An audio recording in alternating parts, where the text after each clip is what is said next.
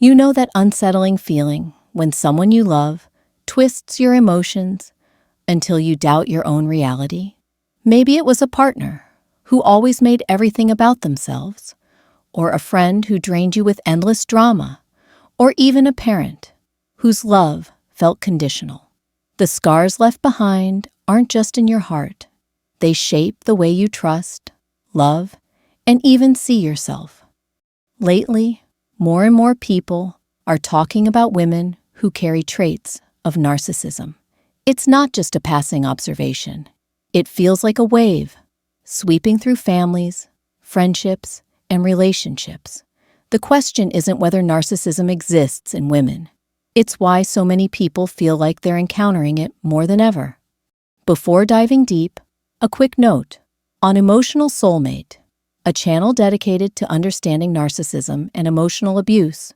We explore these patterns to help you make sense of your experiences. If you stay until the end of this video, you'll not only recognize the signs more clearly, but also feel less alone in the journey. This video will walk you through why women are often perceived as more narcissistic than men today. From how society shapes behavior to the emotional strategies used in close relationships, each part uncovers another layer of this painful reality. Different ways narcissism shows up. Narcissism does not always walk into a room with loud voices or obvious arrogance. Sometimes it wears the mask of confidence, charm, or ambition. In men, it often shows up in ways that society easily accepts or even praises. A man who is obsessed with his career, constantly chasing status, or controlling financial power may be applauded as driven, successful, or a leader. The hunger for control or admiration blends into what looks like ordinary ambition. Because of this, toxic patterns are harder to recognize. People excuse harmful behavior as determination, not manipulation. For women, narcissism often travels down a different road. Instead of climbing ladders of money or power, it hides in places that feel more personal. It lives in beauty, charm, image, and relationships. A woman might be endlessly concerned with her looks, comparing herself to others, or demanding constant reassurance. In relationships, she may create a stage where admiration, attention, and control are the spotlight. She may thrive on making others compete for her approval, or use subtle tactics to keep everyone orbiting around her. The difference matters. Men's narcissism often plays out in public spaces, workplaces, politics, leadership, where people expect ego and ambition to be part of the game. Women's narcissism usually unfolds in private spaces, relationships, families, and friendships. That makes it feel more direct, more personal, and more damaging. It is not happening in a boardroom. It is happening at the dinner table, in the bedroom, or in a heart-to-heart conversation. When you are on the receiving end, there is no escape, no safe distance. The power of social expectations. Even today, society whispers rules that shape how we see men and women. Men are told to be strong, ambitious, and confident. When a man shows entitlement or self-absorption, it blends into that mold. People may shrug and say he is simply assertive, competitive, or ambitious. What could be narcissism is rebranded as normal masculinity. Women are measured against a different standard.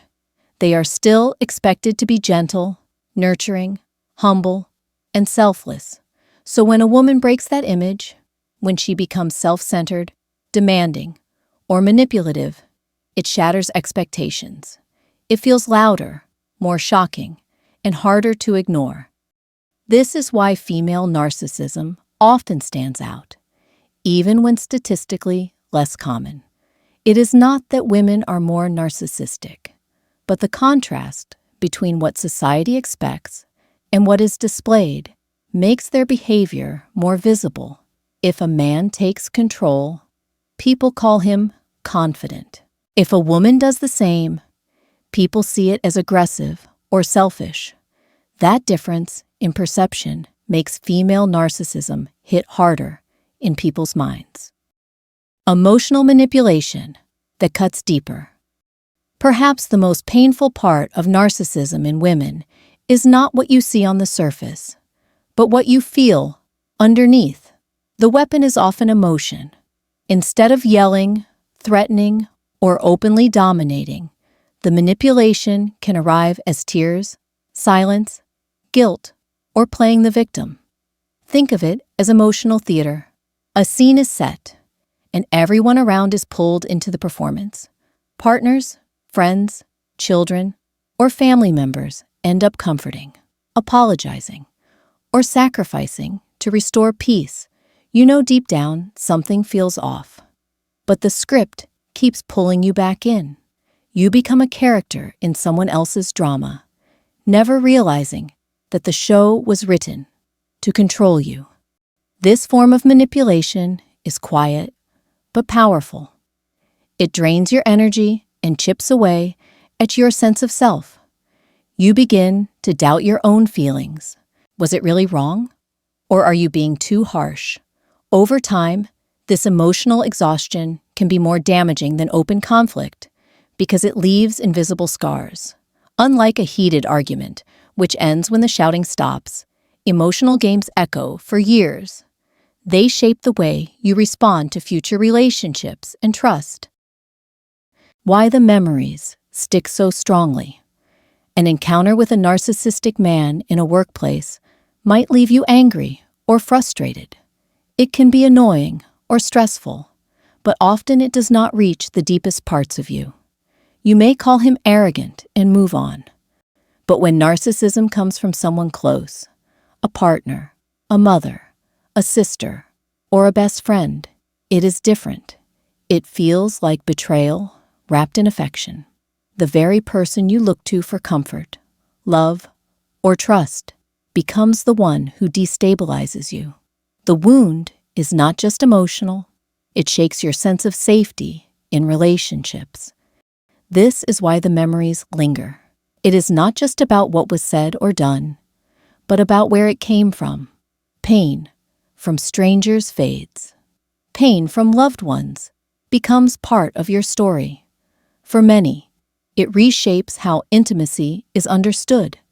It can plant seeds of fear, mistrust, or hypervigilance that last long after the relationship ends. What the research actually says. Here lies a paradox. Clinical studies, including those referenced in the DSM-5, show that men are diagnosed with narcissistic personality disorder 2 to 3 times more often than women. On the surface, the numbers clearly point to men as more likely to have this condition. Yet daily life often tells another story. In relationships, women's narcissism tends to feel more visible because of where it plays out. Gossip, comparisons, victim playing, and emotional games are experienced in close circles. Family, romance, friendship. These behaviors invade the spaces where vulnerability matters most. They are unforgettable because they happen in the heart of intimacy, not at a distance. So even though men may statistically carry the disorder more, the lived experience often feels reversed. For many, it seems like women are the ones causing the most visible harm. This tension between data and reality creates confusion, but it also highlights the unique pain of experiencing narcissism in close relationships. A quiet cultural shift. Beyond personal experiences, culture itself is shifting in ways that make narcissism feel more visible, especially in women. We live in an age of image, influence, and constant validation. Social media creates endless mirrors where people measure themselves against others. Every photo, every like, every comment becomes fuel for comparison and attention. Women, in particular, face heavier pressure to present perfection, beauty, relationships, lifestyle. This environment amplifies traits that resemble narcissism: obsession with image, hunger for admiration, constant performance for an audience. Behaviors that may once have stayed private are now broadcast online for the world to see. The digital stage turns personal insecurities into public displays. The filtered photos, the exaggerated relationships, the endless need for validation, all of it feeds a cycle that feels deeply narcissistic. The line between cultural conditioning and individual behavior blurs, making it harder than ever to separate who someone truly is from the image they create. Finding your way out. Living with or loving someone with narcissistic traits can feel like being trapped in a maze. The walls close in, the paths twist, and you lose sight of who you are. Guilt creeps in. You feel bad for being angry. Shame follows. You blame yourself for not seeing the signs earlier. Confusion weighs heavy. You question what was real and what was manipulation. But here is the truth. Recognizing the pattern is already a step toward freedom. Awareness is light, breaking into the maze. Narcissism thrives in confusion and silence, so when you name what is happening, you weaken its power. Think of your heart as a house.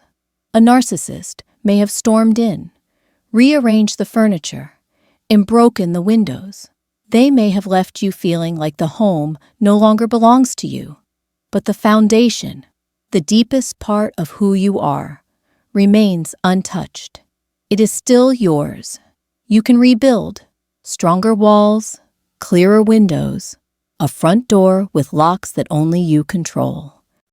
Healing does not erase the past, but it reclaims your future. Each step you take to set boundaries, to seek support, to believe in your own worth is another brick in rebuilding the home of your heart. And in time, that home will not only stand again, it will shine brighter than before. Turning pain into strength. Yes, it feels like more women are showing narcissistic traits today.